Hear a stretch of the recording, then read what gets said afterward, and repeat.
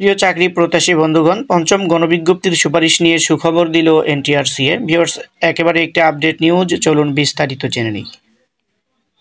আসন্ন ঈদুল আজহার আগেই পঞ্চম গণবিজ্ঞপ্তির প্রাথমিক সুপারিশ করতে চায় বেসরকারি শিক্ষক নিবন্ধন ও প্রত্যয়ন কর্তৃপক্ষ এনটিআরসিএ। এজন্য আদালতের দ্বারস্থ হতে যাচ্ছে সংস্থাটি।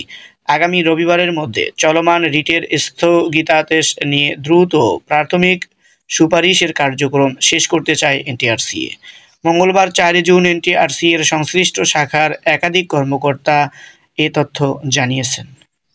জানা গেছে, পঞ্চম গণবিজ্ঞপ্তির প্রাথমিক সুপারিশ করতে টেলিটক বাংলাদেশ লিমিটেডকে প্রস্তুত থাকতে বলা হয়েছে। শিক্ষা মন্ত্রণালয়ের মৌখিক অনুমতি পেতে চেষ্টা চালিয়ে যাচ্ছে এনটিআরসিএ।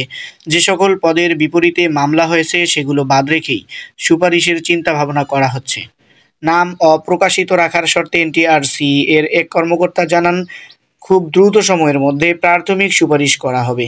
চাকরি প্রার্থীদের ঈদের আগেই সুখবর দেওয়ার চেষ্টা করা হচ্ছে। আদালত এবং শিক্ষা মন্ত্রণালয়ের নির্দেশনা পেলে চলতি সপ্তাহে প্রাথমিক সুপারিশ করা হতে পারে, তবে অনুমতি না মিললে আগামী সপ্তাহে প্রাথমিক সুপারিশ করা হবে। এ বিষয়ে জানতে চাইলে এনটিআরসি এর সচিব ওবায়দুর রহমান বলেন, আইসিটি বিষয়ে 6 মাসের সনদধারীরা নিয়োগ পেতে রিট করেছেন। আমরা আদালতকে এই বিষয়টি অবহিত করব। আদালতের স্টে অর্ডার পেলে যে কোনো মুহূর্তে পঞ্চম গণবিজ্ঞপ্তির প্রাথমিক সুপারিশ করা হবে।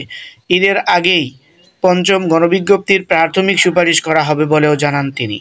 গত 31 মার্চ বেসরকারি শিক্ষা প্রতিষ্ঠানে 96,736টি পদে শিক্ষক নিয়োগের গণবিজ্ঞপ্তি প্রকাশ করা হয়। এর মধ্যে স্কুল অ্যান্ড কলেজে 43,286টি এবং মাদ্রাসা ও কারিগরি প্রতিষ্ঠানে 53,450টি পদে নিয়োগ দেওয়া হবে। পঞ্চম গণবিজ্ঞপ্তিতে আবেদন গ্রহণ শেষ হয়েছে গত 9 মে।